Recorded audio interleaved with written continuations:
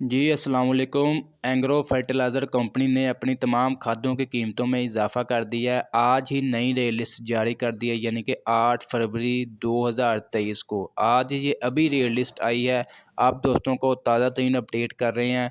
खादों की कीमतों में इजाफ़ा कर दिया है। अभी आपको बताते हैं कितना कितना इजाफ़ा हुआ है और कौन कौन सी खादों में मज़ीद इजाफ़ा होना बाकी है।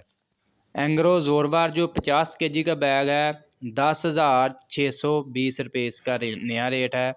एंग्रो यूरिया जो है 50 केजी का बैग 2440 रुपये नया रेट है। एंग्रो DAP 50 केजी का बैग 11,009 रुपये। 8 फरवरी 2023 को ये अपडेट की गई है। ये लिस्ट अभी देख सकते हैं। DAP की कीमत में इजाफा किया गया है अभी फ़िलहाल।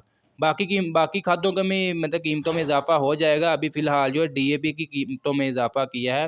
एंग्रो NP+ जो है 50 केजी का बैग 5,915 रुपये।